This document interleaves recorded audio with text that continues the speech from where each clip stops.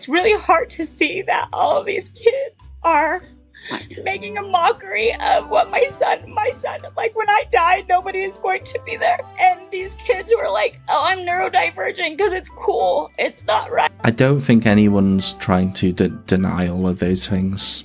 I think it's just, you know, saying that that is autism and that anything else is not. I feel like it's trying to use, like they're trying to use the emotion of this situation to enforce like a particular way of viewing things, which I think is a very bad way of going about things, you know. It's a very heavy state of ignorance and emotion, and there's a lot of content out there which is reinforcing this narrative. Autism content, as autistic people start to get a lot more exposure in the online circles, there will be more of this. Like, don't get me wrong, this is like, you know, the stuff that we cover, I don't want to like put a doom and gloom attitude on it, but this is like only the start. Are trans people appropriating autism? Well, I watched a video recently from Meg, I'm Autistic, Now What, who did a deep dive into a particular podcast from a creator called Book Angel. The title, Are Trans People Appropriating Autism? And just from watching the first sort of few minutes of this video, it's very clear that this is going to be riddled with a lot of emotionally charged feelings, perhaps some misunderstandings about the autistic community. I think this is a good video for us to look at because it very much highlights some of the key issues that a lot of particularly ASD1 adults have with trying to raise autism awareness, and how parents, particularly of individuals with relatively higher support needs, may feel about this whole thing. So I'm approaching this with an open mind. I'm expecting it's going to be particularly difficult to tackle, but I do not shy away from a challenge, and today we're going to be diving into the full episode, which is about an hour long, and see if I can add some much needed commentary to this whole situation. Let's go for it. My son is 12 years old. He still wears diapers. My son does not speak. My son cannot feed himself. My son does not know time. My son does not know weather. My son elopes. My son, like, he hits himself. He hits us. That is autism. I don't believe that autism should ever been umbrellaed. And I'm going to get choked up a little bit. I am too, actually. I am. I'm sorry. It's really hard to see that all of these kids are making a mockery of what my son, like when I die, nobody is going to be there. I'm so sorry. When I die, nobody's going to be there for my son. And I've had to fight so hard. Like, a principal locked my son in a closet for 20 minutes. He physically locked, and after he hit him, it's all on video, and these kids were like, oh, I'm neurodivergent because it's cool. It's not right. I mean, a lot to comment on there, but I am aware that this is the beginning of it, sort of the highlight clips, so I'm not going to touch on it too yet, but once it comes to it during the episode, I do have definitely a lot to say on what's being expressed here. I have also been told that this particular individual, I'm not very privy to sort of I'm not really a part of like the LGBT community as per se. I'm a straight man, but I have been told by a few people, especially in the chat, that this individual has some points of contention with the trans community. I don't think it's going to be much that I'm going to go into, but if you do have some comments that you want me to read out about specific things that they talk about, I will. But for me to add any commentary on the legitimacy of what they're saying, I think would be not apt, because it's not really something that I know much about myself.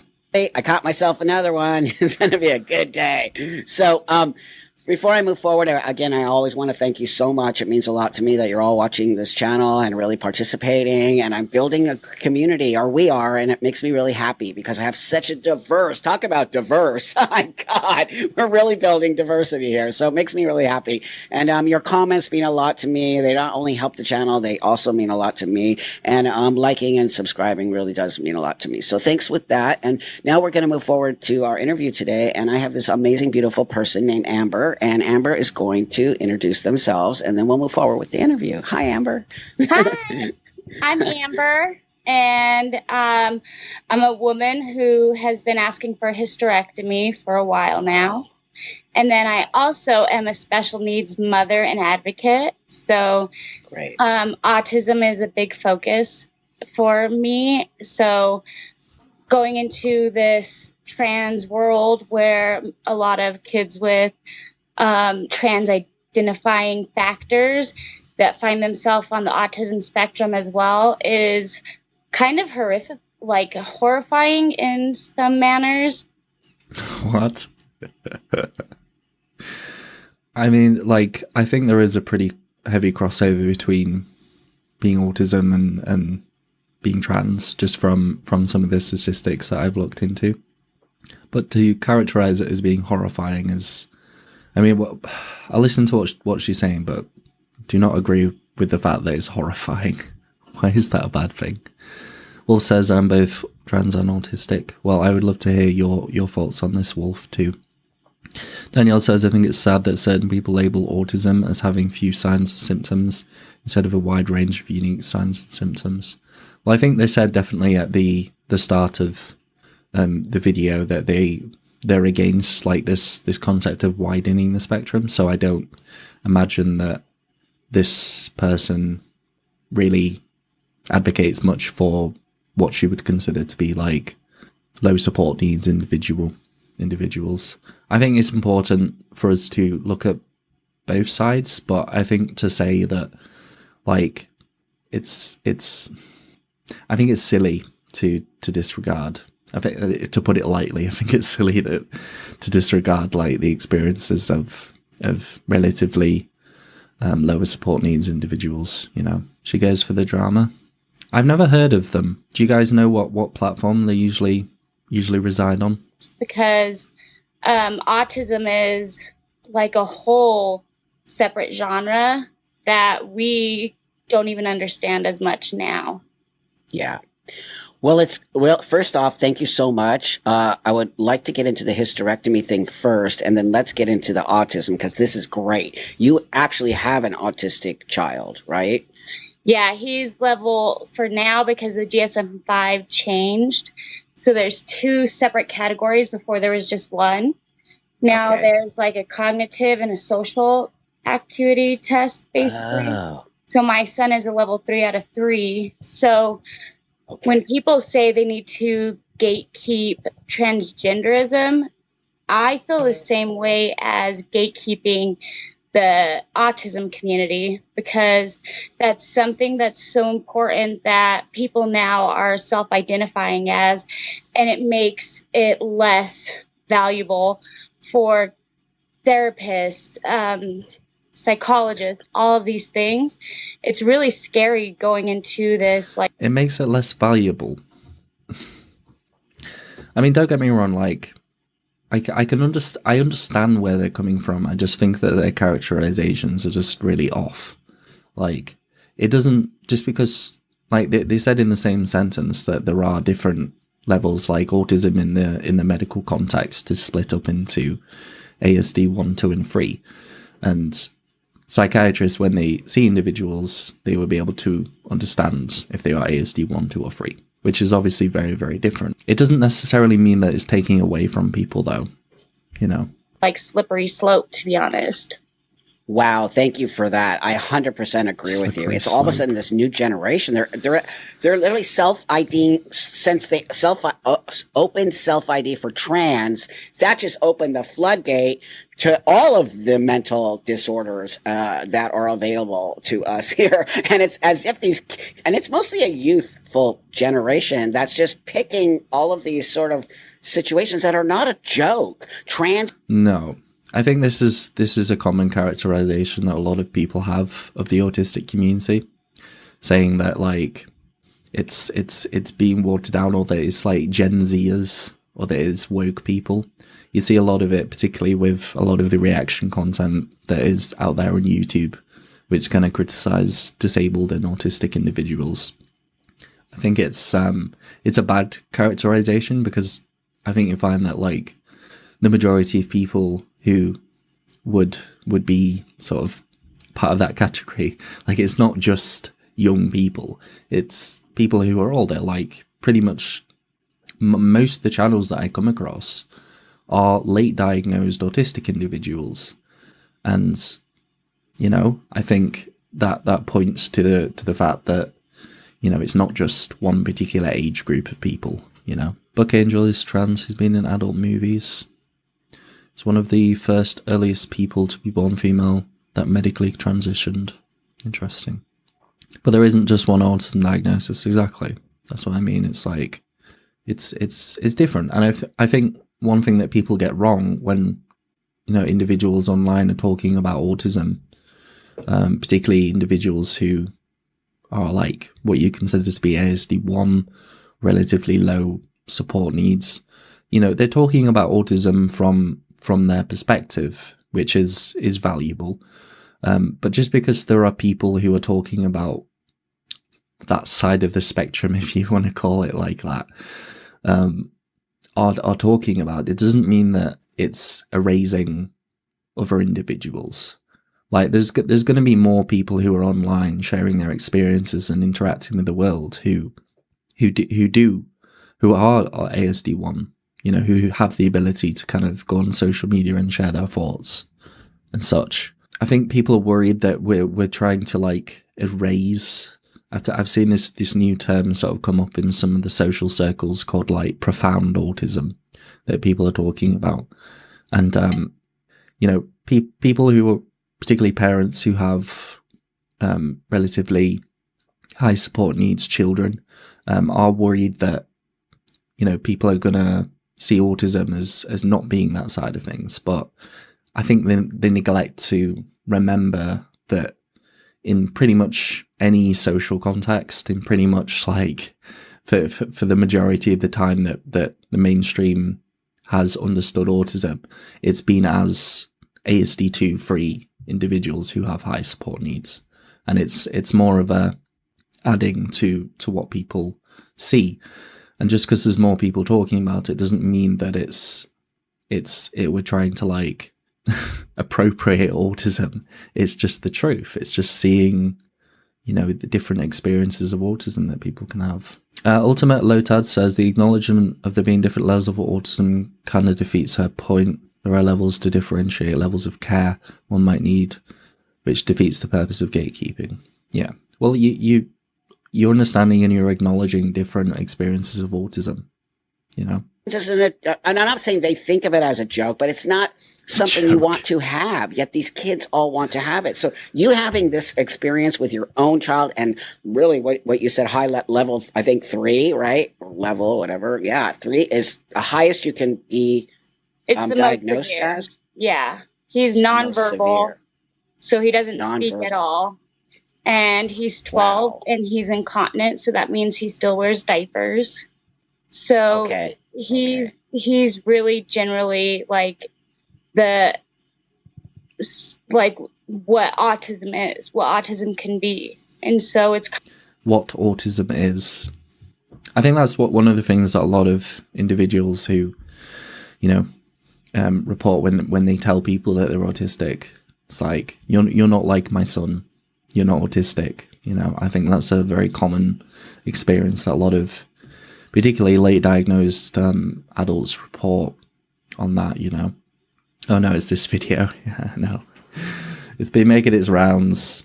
I think it's important for us to chat about it. But yes, autistic videos have loads of trauma, naturally. Yeah, and it's different, isn't it?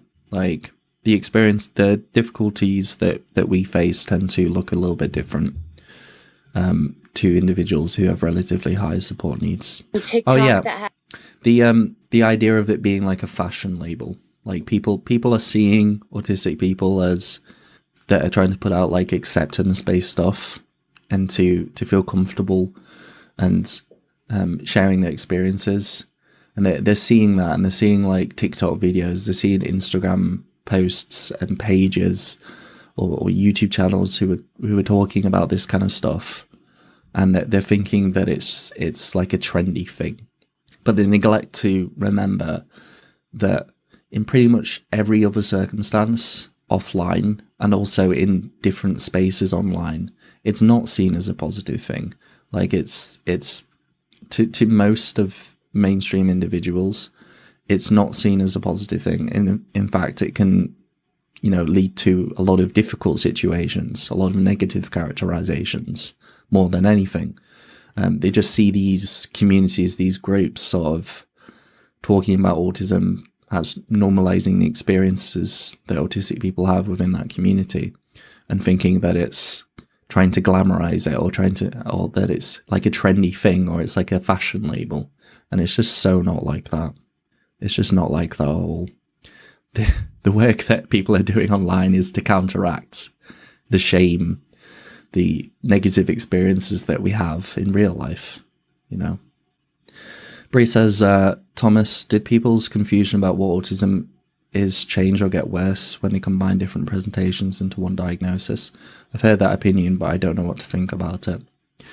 I'm not too sure about the whole transition from the original diagnosis list being combined into one was a good thing. I feel like it more or less kind of dissolves all the other diagnoses that we had, and I don't know, it feels a little bit more, it's basically presented in terms of like functioning, although there are particular diagnoses that have been removed, which I think a lot of people are quite happy about due to their connotations, like Asperger's syndrome. But, it's just not funny. Because why would you want to be called the R word? Yeah, I think they forget, what actually living as an autistic person is like, and what most people's reactions are to when you tell them that you're autistic. Have hijacked, I stim, but I could do this on beat. That's not stimming. My son, I could show you videos of my son. It's an echoic stimming, so he'll scream, ah, or he'll flap, because that's what his body is telling him to do. It's not something like, I'm dancing, so I'm stimming. And it's really dangerous to have... Wow. It's kind of like, I don't know if you've seen the influx of people with Tourette's, kids with Tourette's on TikTok. And that's what this social contagion has become. It's not only going into gender. So once we talk about... Social contagion. Oh my Lord. There's so much to say, but we're only about 5 minutes in. I could tell you every 5 seconds, I'm like, I could talk about this. Oh my God. I think what the new system does is reflect the needs of the person. Yeah. It literally only gives you positive feedback in communities of people with these labels. This video just doesn't want people to have safe communities. I think they're just interpreting these things in a very narrow-minded way. Like, they're kind of lumping everything into like Gen Z, or like young people doing silly things, appropriating silly labels, and just making these very wild characterizations about what the actual autistic community is about. My thing with the hysterectomy.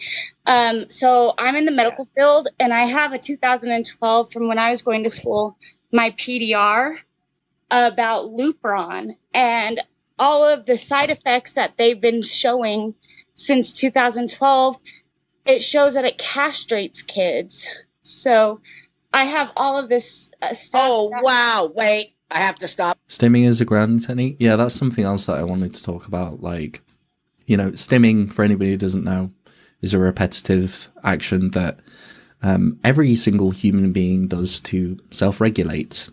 So, like, bouncing your leg or tapping or anything of that nature. Like, some people do see like this widening of the characterization, what's considered stimming, as like watering down what they believe to be like symptoms of autism, like because they want to see it in this very deficit sort of way. They don't particularly want to view it in a very sort of neutral or perhaps positive way. But I think that it's important for us to expand what we consider to be stimming, because really what it is input that regulates, you know, and it looks different for autistic people because we have different sensory needs, we have different sensory experiences, and look, just because it doesn't fit this kind of stereotypical way that we view stimming, I don't think that removes the positive impact that other ways of regulating yourself can be helpful. You know, you see stuff like, there's a particular creator called Autism who does what they describe as stim dancing. I've seen quite a few videos of them doing that, which I think is you know, quite cool, quite awesome. For me, I get a lot of my sensory input that regulates me from going to the gym. I wouldn't really consider that to be like stimming in the stereotypical sense, but it more or less provides the same input that regulates me as it does like rocking and something that I do. It's not really something that I show people online, my stimming, particularly because of individuals like this. It's not really something that I feel comfortable enough to do, because there are people out there who will sort of see it as me trying to like farm clicks or farm views because I'm like showing how I stim. But I think when people show themselves stimming, I think it's really good because it normalizes it, and it helps other people feel more comfortable with trying to meet their sensory needs in the way that helps them. You know, these people are dangerous. I feel like a lot of people confuse stimming with tics. Yeah, that's true. Oh, it says it in here. Wait. You have gold. Yeah, it's right here. It says it castrates children. And it's only supposed to be for... Wait, okay, so hold on. I think this stuff might be more related to like the trans stuff. I don't think it's much that I can speak on, so I'm gonna fast forward it a little bit. So my friend she's a doctor in education, and that's who I was talking about, and she was saying that she's witnessed so many like older kids do this because they're getting the accolades, and that's right. That's why kids with autism, they have true autism. They're born in true autism. Come on, the same book says that women shouldn't talk or instruct a man. Let's not dwell on this for a bit. Figgy says, I tend to rock and hand flap, but I know that I'm getting bad when I start to make repetitive sounds. Yeah, and the thing is, autistic adults with relatively lower support needs, like myself, also use that to self-regulate, you know. True neurotypical, yeah. I haven't got any accolades, oh well, lol. Yeah, where are these accolades? Where are these at? Into a world of therapy that is praise-based, and you learn to be social. You're not social. So it's like you're learning to be into this thing. And so that's what I think kids with autism, why it's such on a rise, is because you are going with what is in style.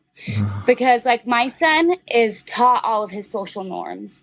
He wouldn't be able to live in a world that is normal, quote unquote. He is taught all of his normalcy from us, from his therapist.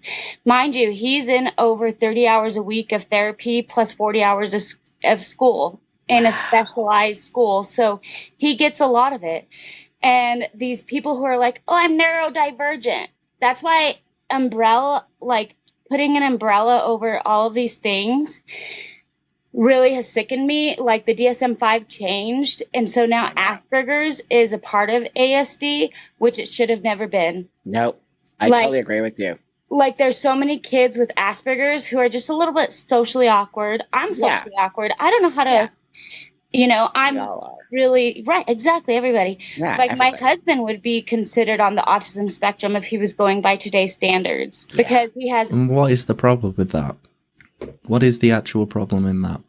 I don't see the issue.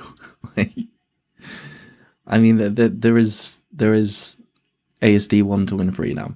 I feel like that's enough of a differentiation, you know. Are we the cool kids now? Yeah, exactly.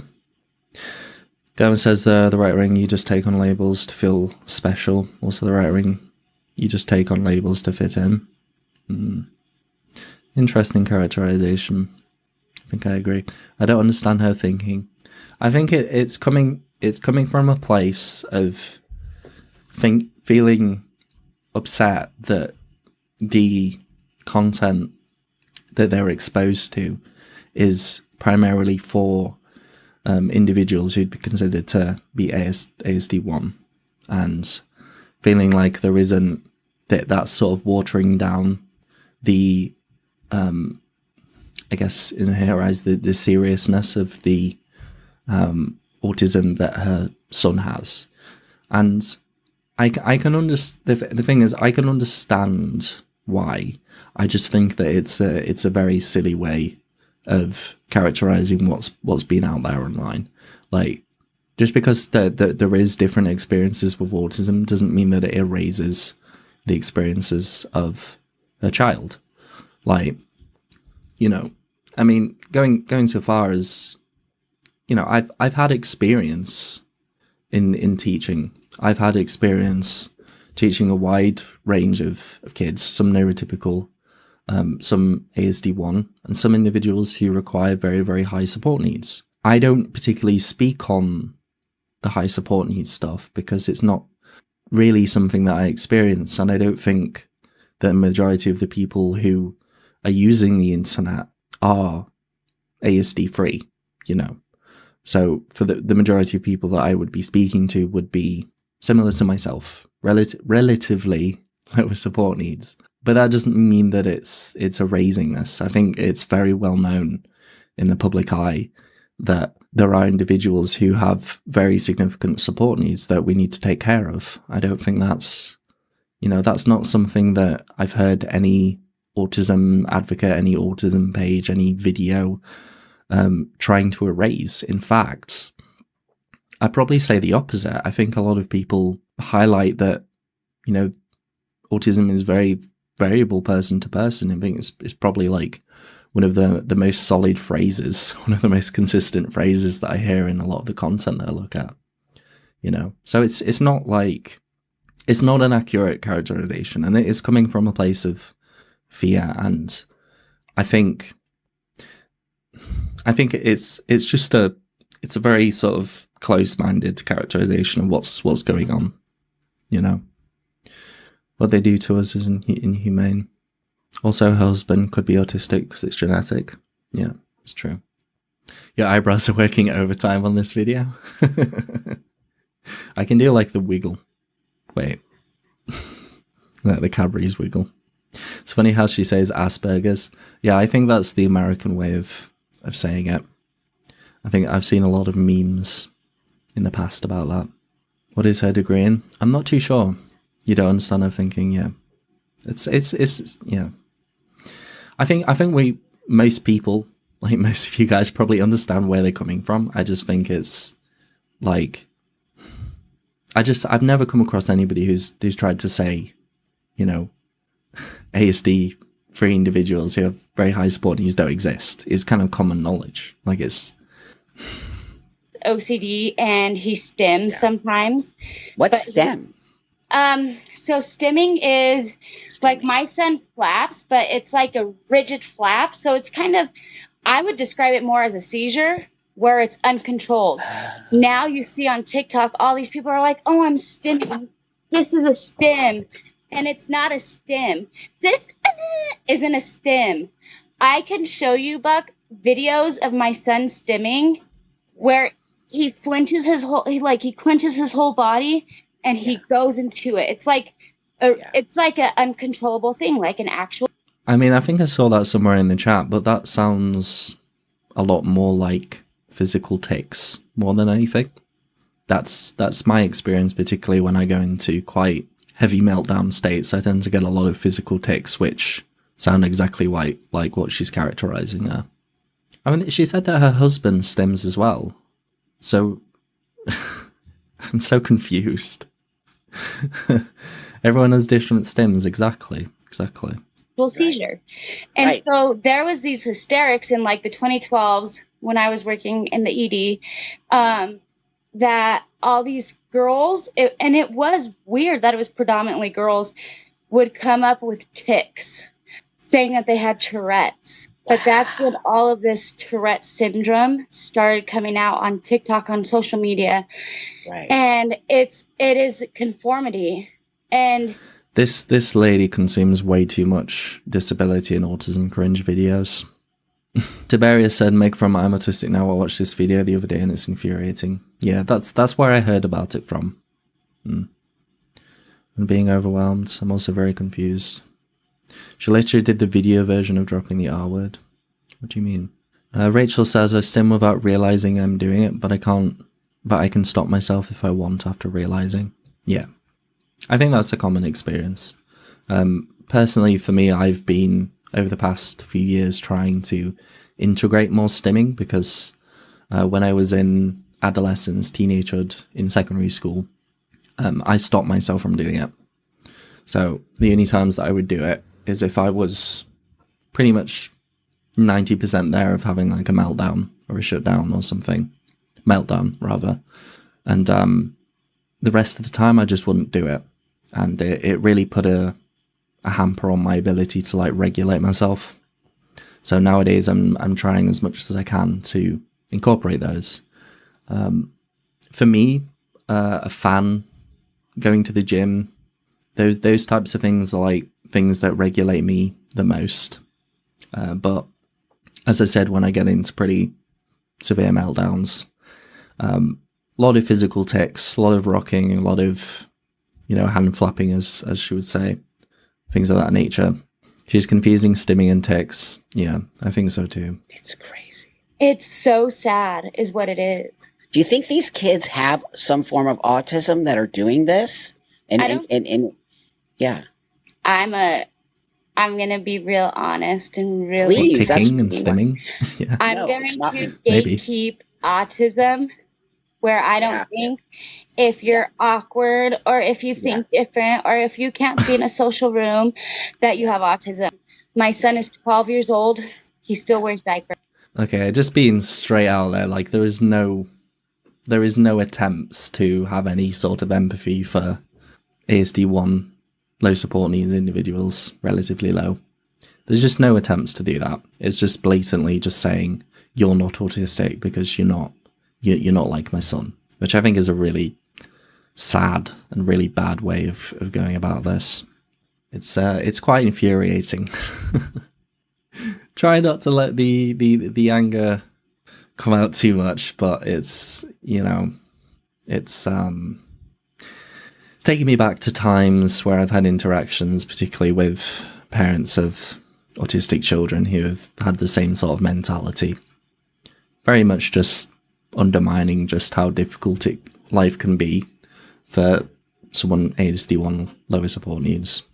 Like it's just because it is different for us doesn't mean that it's just the same. Like it's just, well, we just got a bit of social awkwardness. It's not true. Like every person is very different, and their needs profile can look very, very different too. Why do they think that they're authorities on this? I mean, would you really go up to? Because I imagine this person is very into the whole medical sort of deficit-based model of looking at autism.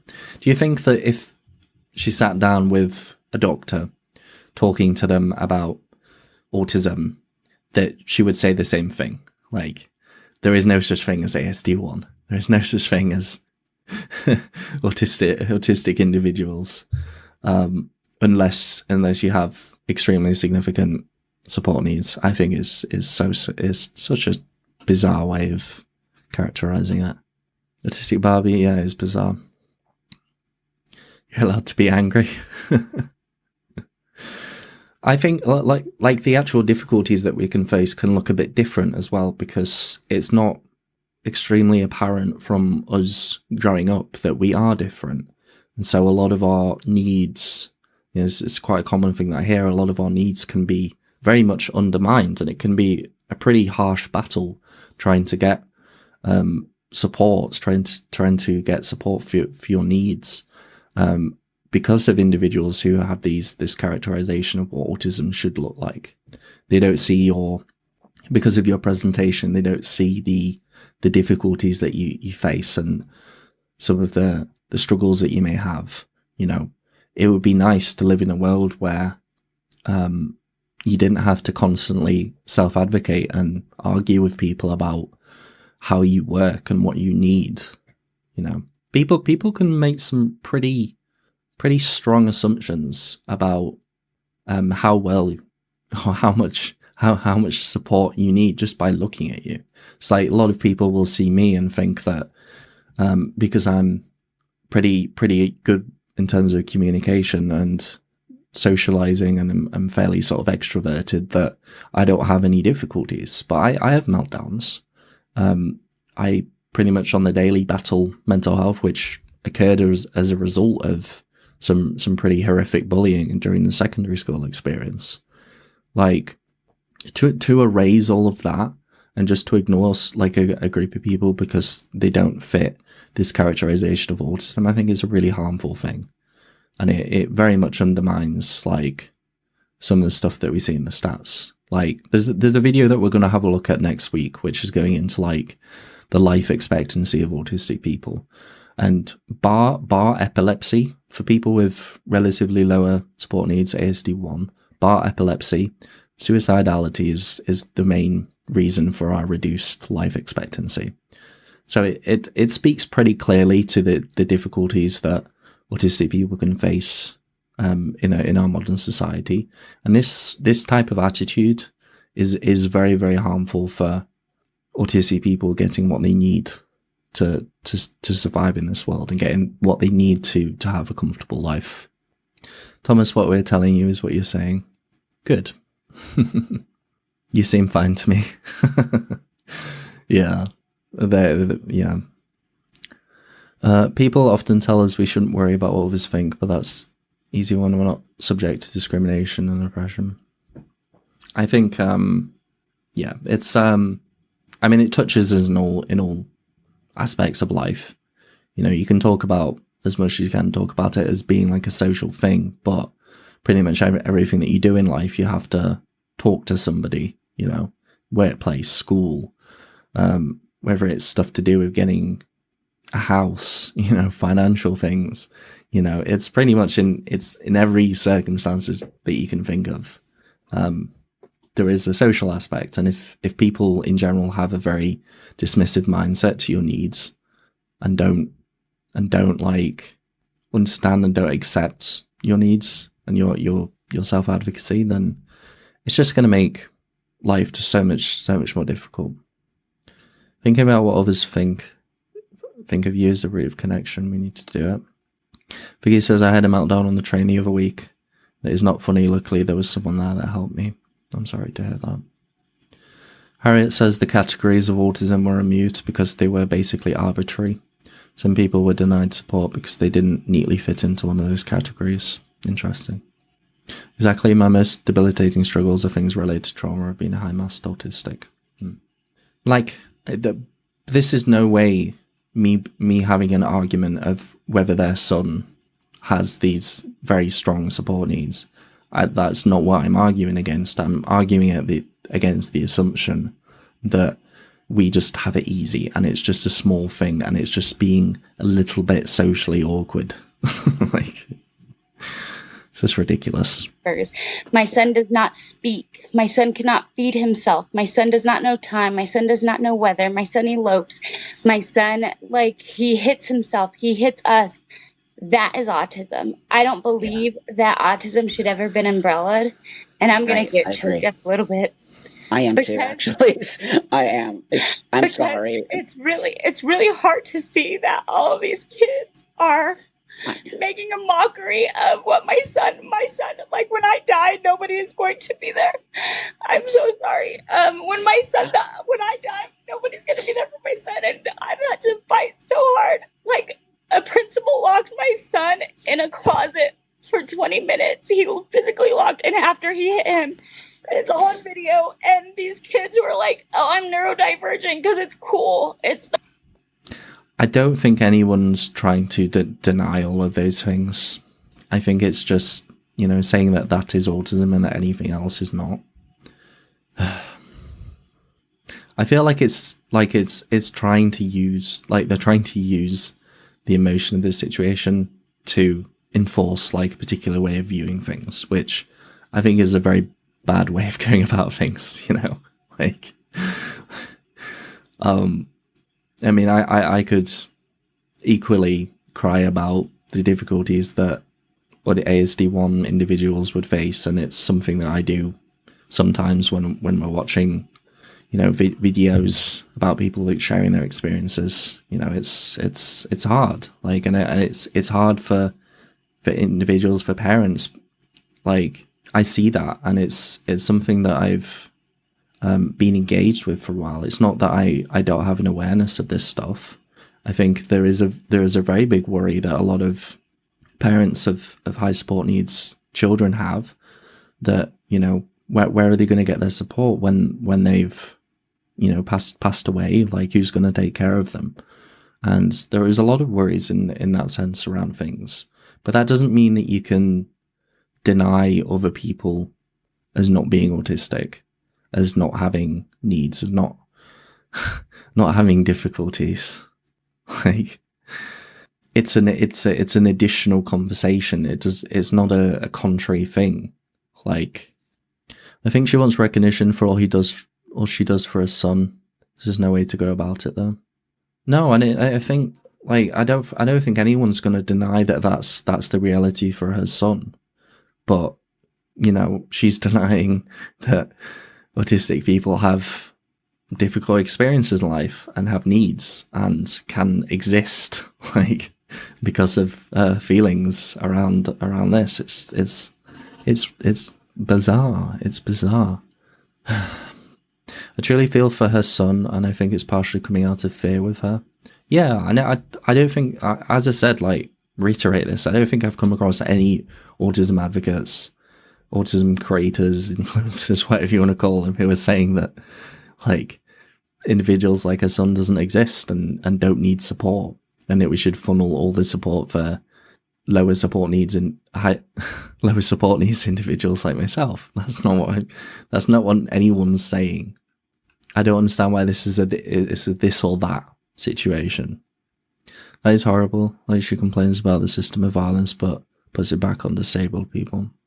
I think she has an issue with the diagnostic criteria, and I don't take it personally.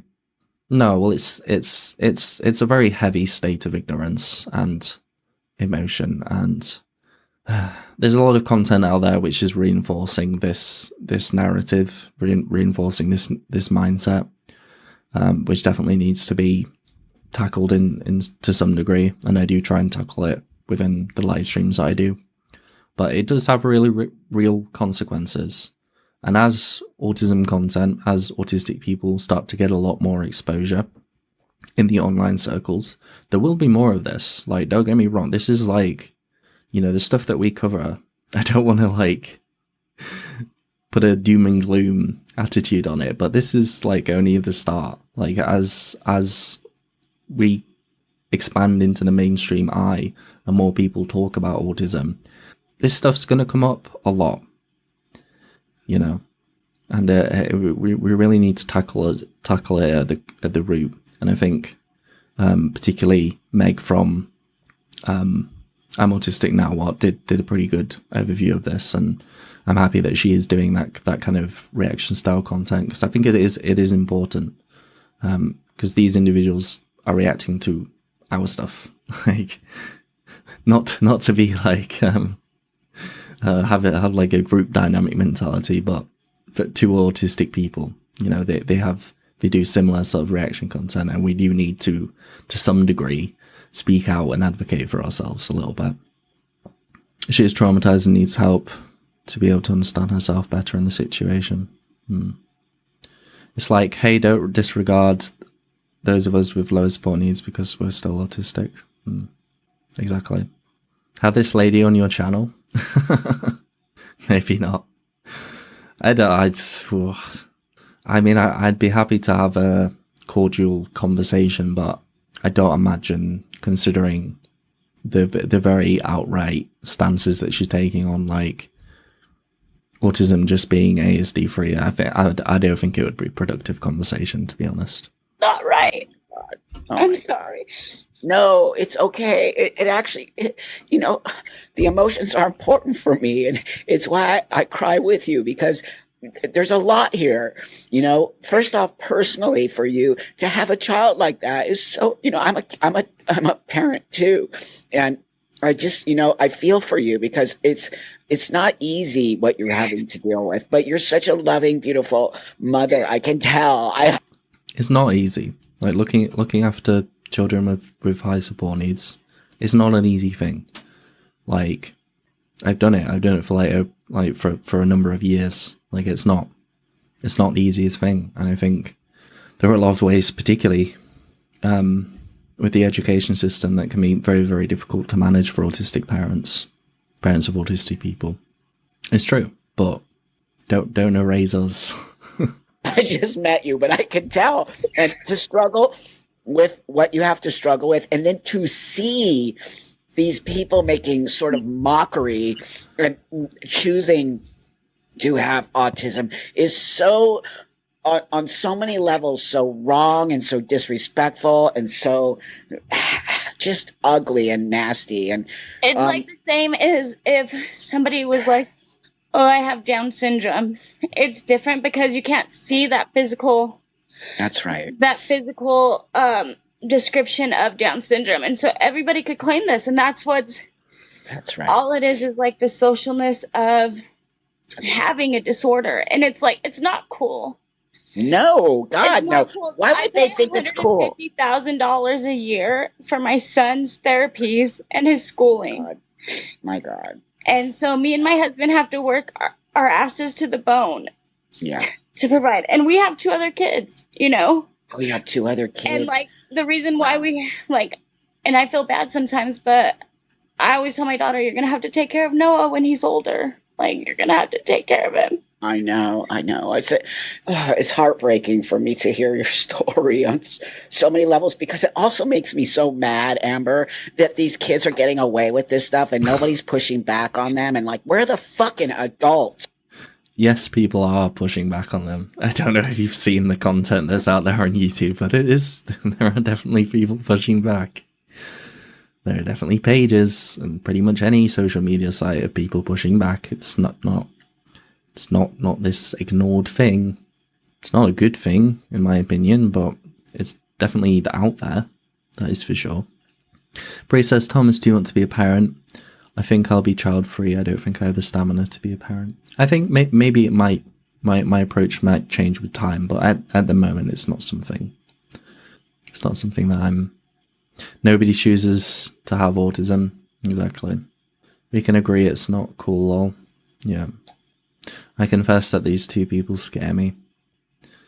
Yeah, I mean, it kind of feels a bit... It feels a bit like this lady's sort of taking over this episode. And, like, I don't know, it just feels a bit... You know, this is just a feeling that I get, but it just feels a bit false. Like, a little bit. Like, not her experiences and her feelings about it, but just, like, the whole episode to this point, it just feels a bit manufactured. I don't know how else to describe the feeling that I get from it. I've never seen Bug before, but I don't trust him. He seems manipulative.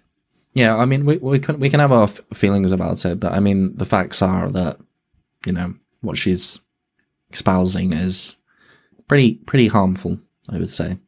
Pretty regressive to the work that people like myself, people who are out there trying to help autistic people are doing, as being like a label, a fashion label, a mockery, like trying to mock autism. I don't understand where this mentality's come from. Where are they? And why are we letting? And so that's why I do this. You know that, Amber. It's why I do this. And it's not just trans. It's stuff like this, right? That's starting to upset me Those as an Gen elder Zers. and an older person who did struggle, right? I struggled different way, but I did struggle to find my true to just be in the world. That's right. To fit normally, to fit comfortably. My son will never have that opportunity. Never. And Never. these kids could write on the internet, TikTok, and do all this stuff. My son doesn't understand the use of a computer. My son doesn't understand this. And it's just sad that self-ID has got us to this point where you could say whatever the hell you want and you get to be treated as you want. No, my son's diagnosed. No, that's not how it works. I think self-identification is something that's quite useful for a lot of people who are outside of medical systems that are apt and good enough to diagnose individuals without, it's definitely, I made a whole video on the idea of self-identification, but no, I think this person really needs to talk to somebody who she would consider to have lower support needs, ASD1 individuals, and actually sit down and ask them what benefits have come from self-identification. It's pretty much zip in terms of stuff outside in the real world, outside in the outside of the internet spaces. There's not many benefits at all when it comes to getting your needs met. There's just not. It's just not. A lot of the benefits of individuals self-identifying is to better understand themselves. It's more of an isolated thing. People, of course, want to be a part of a community where people understand them and they can give them advice and they can, have somewhere. I think is really great, the autistic community, because it gives people a space to feel like they're a part of something. And there's a very consistent feeling that a lot of autistic people have around isolation and loneliness, which is very, very real, and it can have very, very real effects on people. But I have even people who are diagnosed, I hear consistently of their needs not being met. It's not as much of a benefit in the real world as you think it is. I'd probably say it's usually the opposite. People are more likely to fight against your needs and your self-advocacy and characterize you in this fashion as being a Gen Zer or not having real autism or, Love Rain Thunder says self-identification has helped me understand I don't deserve abuse. It saved my life too. There you go. Thank you for sharing that. Wait, he said it took years to find himself. What's Book's identity? Thomas, are you volunteering to talk to her? I mean, I'll talk to anyone. It's just, I feel like if I was to talk to them, like if I was to speak to particular organizations, that people would criticize me of platforming individuals. I mean, it's a pretty common thing that you can find in any debate where you're wanting to get your point across on controversial issues. I don't really want to be lumped into platforming this type of thing. I don't even think it would be a constructive conversation. I mean, this person's basically, from what I've gathered, built their brand on, or what they're saying in the outsiders, sort of counteracting this, the movements that a lot of autism advocates try and progress. It's not going to be as simple as having a conversation and explaining things. It's just going to be a shout. There's going to be no empathy. It's just my opinion. Maybe it might be different. And if this Ruby is watching this, come speak to me if you want to. Autistic people had to make their own space because there is no space in society. Yeah. Too bad she isn't willing to listen. Or is it Ruby? Ruby or Amber? Sorry. Yeah, they don't need to be further platforms. I mean, I think it's always worth having conversations about stuff, but only if it can be conversations that are Well, not everything, of course, but only if it can be conversation that is actually productive. And I don't think it would be productive, to be honest. Modern Medusa, oh, I love that name. You're reviewing book, this looks interesting. Yep. The title explains the video. Thankfully, my university gives me the accommodations I need. That's good to hear, Obscura. It can be quite difficult for a lot of people to get those accommodations. Diagnosis took 11 hours for me to get. So insurance could cover some of it. Just like you had to fight so insurance could cover your mental disorder. And guess what? It never did. It didn't start, 31 years ago I transitioned. We did not have insurance for this. Right. I fought to get this into the insurance space, and we got it there. And now we have these idiot kids going, it's not a mental disorder. Blah, blah, blah. And that, you know what that does? It immediately takes it out of the insurance space because now it's an elective, right? You're choosing to transition. And they're going to do the same shit with other kind of things like autism and all that. They're going to be like, oh, well, maybe you can just say you have autism. It's very dangerous. We've been on a waiting list for one of his ABA therapies because all these other kids who just ID as it, they haven't even had an actual diagnosis, are getting it first. Okay, there you go. I'd really like to see some evidence that backs that up, but also ABA. Oh dear. Oh dear, oh dear, oh dear. I've checked this video out. The host has hearted a lot of comments directly opposing her views, and the guests replied to several rather calmly apologising. A lot to ask for these days. That's good to hear, Supertrain. Let's have a look at these comments then. Take a little bit of a break. Manny says, I agree with the umbrella isn't helping. However, I hope this video doesn't lead people to think that with milder forms of autism that they're faking for attention. It's still a legitimate challenge, even if it's vastly different to severe autism. Does this woman understand that autism is a spectrum? That's mad weird. Meet Amber, she's a loving mum. Asperger's is way more than being socially awkward, and I do take offence on many things she said. My son is 27 years old, and he has Asperger's. He was diagnosed at age 3, and it took 6 hours of testing to get his diagnosis. He was homeschooled because of his autism. He had to teach himself to push through things when he didn't want to. He couldn't handle loud noises, so he taught himself to tolerate it. He's done things to fit in and find friends. The autism spectrum is very real. I mean, there's a lot of stuff here. I don't know if we'll take a look at everything in here, but yeah, it seems like book is hearting some of these things, but I feel like it's being somewhat lumped into a particular agenda. Like, I mean, the title is Are Trans People Appropriating Autism? Like, from what I understand, the book does a lot of stuff around that, and from what people have talked about in the comments, in the chat, there is some levels of controversy sort of surrounding that too.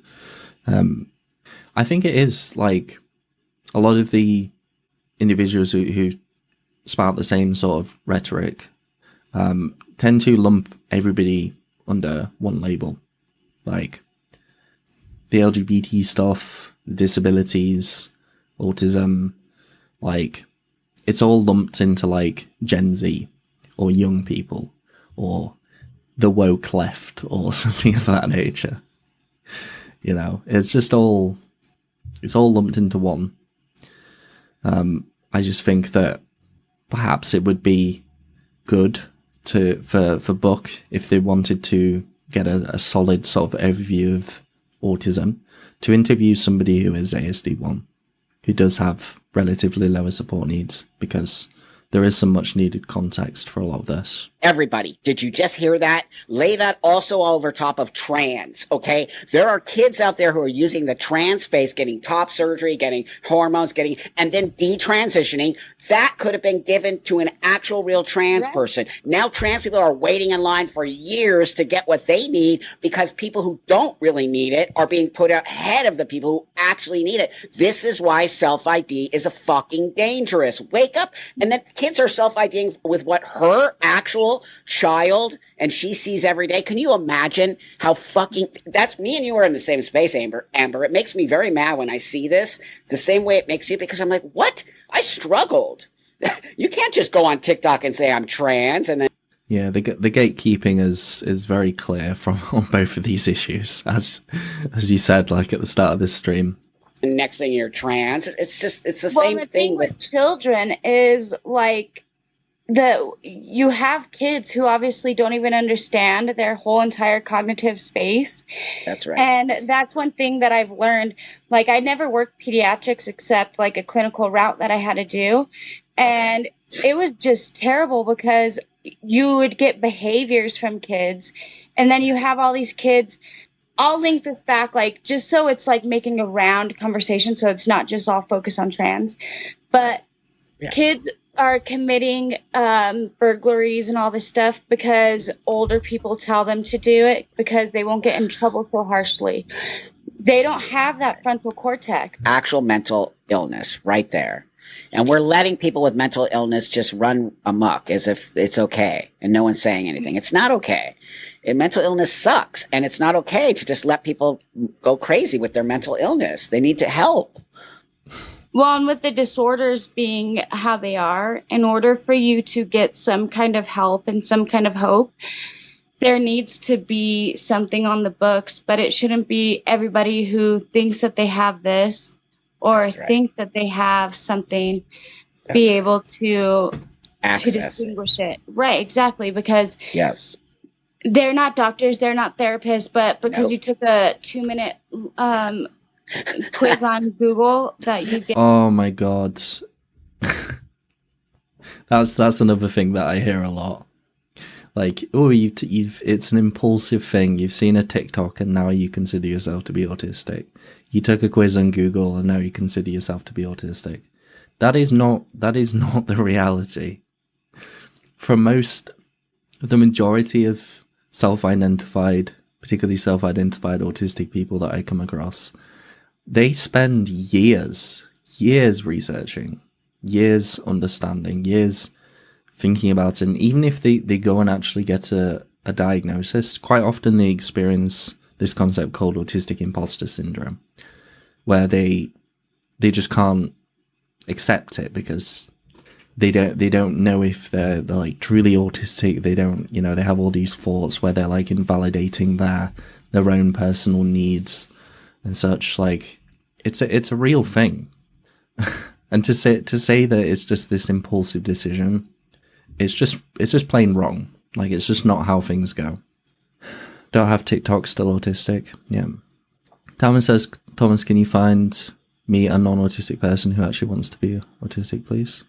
What do you mean?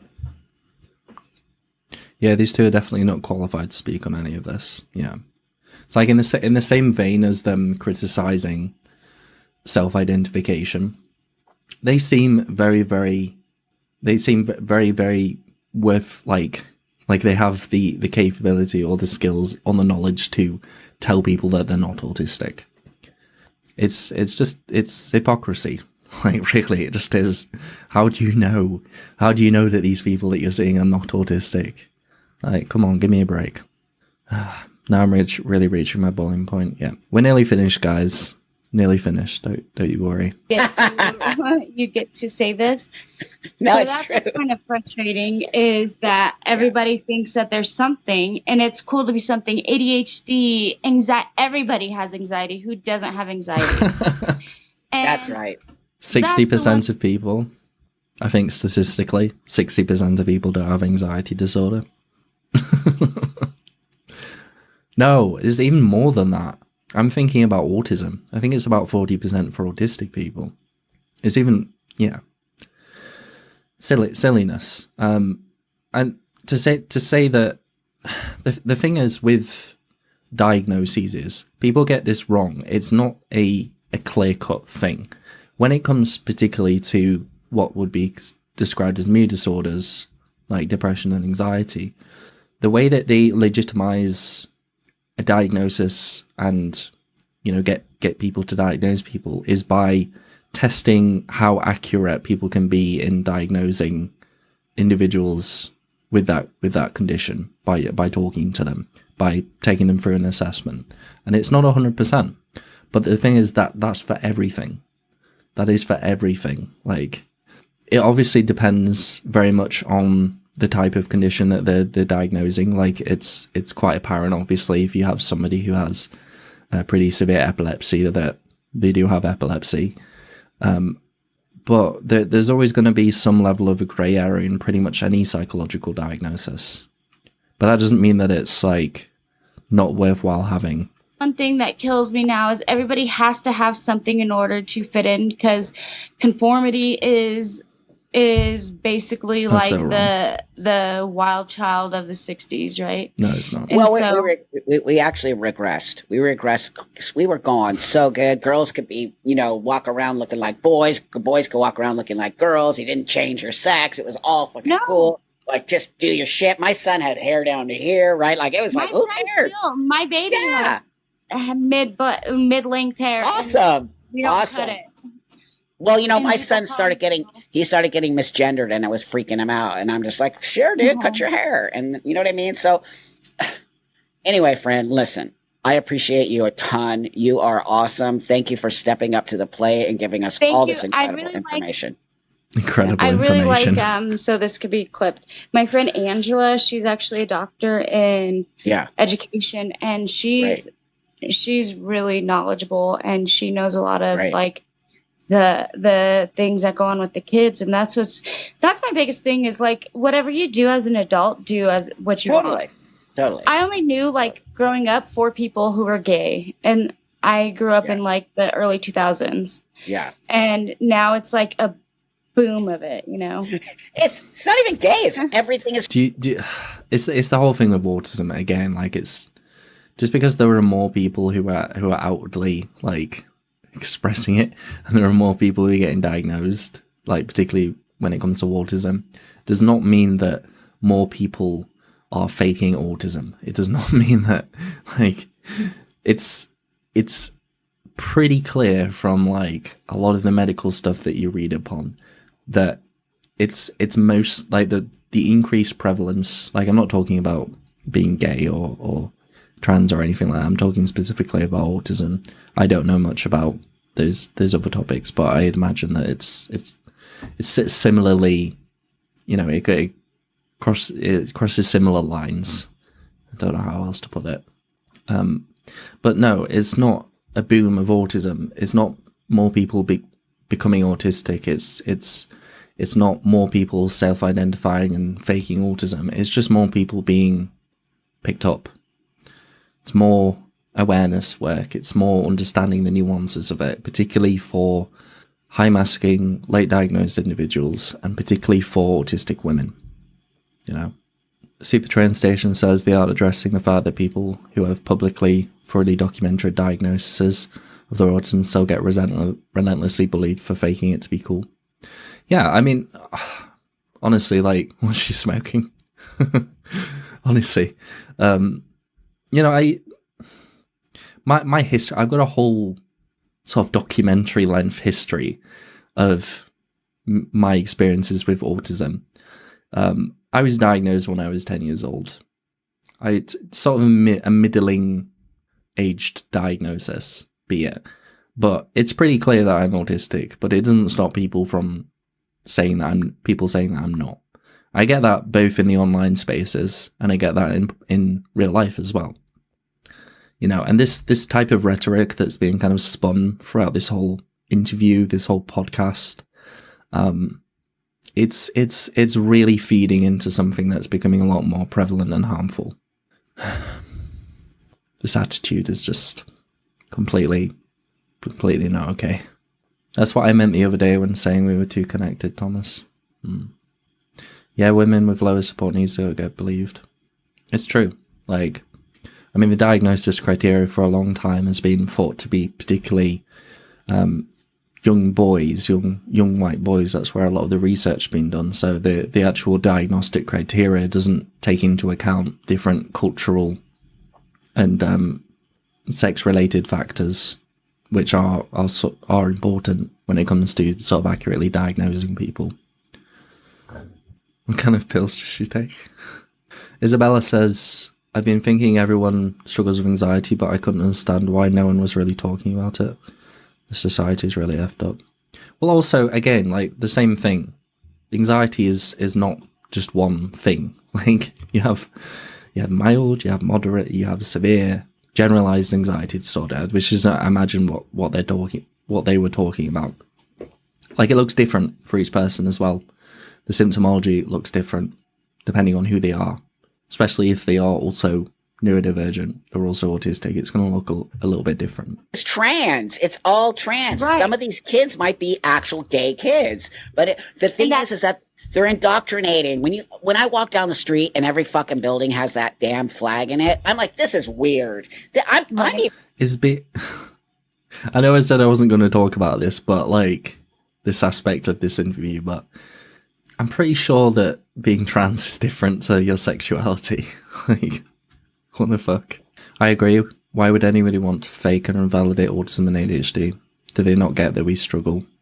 Or that we do it for effing attention? No, it's not true, is it? Even uncomfortable with it. You know what I mean? Like, I don't even want to see that shit. Right. It's well, not that's right. what's crazy. There's so many emotions. It's just so emotional, this. Like, where is the information? Where is the facts? Where is the stats? Where is the... You know, it's just emotional babble. It just doesn't land with me at all. Too is like the teaching of sex ed and all of this stuff. Yep. With kids with autism, they have to do short stories to learn things. Sure. Like my son does short stories, and I do apologize for getting off. Like, I'm a tangent follower, so I just go on tangents. Oh no, you didn't get off at all. So the short stories that they teach them, and it was really sexual for a fourth grader, and I was like, this is inappropriate. I don't want my kids to be taught this. Yeah, and like we have one of the only gay governors in the entire USA, and Wow. It shouldn't just be like that. He's pushing all of these agendas because it makes him look That's bad. right. That's right. No, everyone's pushing the LGBTQIA because there's money attached to it. That's why. There's no other reason why they would ever push this. I don't think Same I as wanna hear every much of redhead is a groomer or whatever. That's and right. so that's... I think there needs to be a lot more work in terms of protecting particularly autistic children when it comes to things related to intimacy, because it's a very, very complex thing, like especially in our sort of neuronormative society. A lot of stuff around it is very indirect, and I think understanding like how to sort of set boundaries and how to avoid situations like that you don't want, I think can be pretty invaluable for a lot of autistic people. So like the rates of use among autistic people is pretty apparent from the stats that I've looked at and the things that I've heard. So I'd say that we probably need to do a lot more work in terms of protecting autistic people from stuff like that. Not from learning about it, but from having negative experience related to it.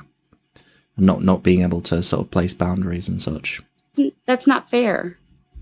It's not. It's why I just detached from the trans community. And I openly said, I'm no longer a part of that community. That's not my community at all. I don't feel comfortable with those people. They're liars. They're lying to the world. I don't need to lie to you. You know that? You know how many times I've had to say I'm a dysphoria for how...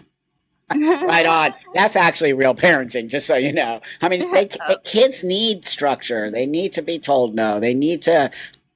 So thanks so much, Amber, for all your time and your energy and your love. Thank you so much. Yeah. And wanting to really help us get back to a sense of normality. And I'm not sure if you want to be contacted or anything. If not, just people can leave comments down here, and then you'll read the comments, and we'll figure that out, because you're really gold. There's a lot of people, I think, struggling with maybe autistic children or, that situation. And I'm an advocate here in Colorado, so maybe I'll be able to leave my... An advocate, mind you, for primarily autistic individuals that she believes to be real autistic individuals. my information out. I would love that. Yeah. It would be great. You would help so many people. So we'll definitely do. No, And it means everything to me. No, it's not. What even was this? It's really not good that this type of thing's being pushed out. I'm seeing it so much more. These kind of rhetorics that I've detailed throughout the video. They're really, really, really harmful for what we're trying to do as autism advocates.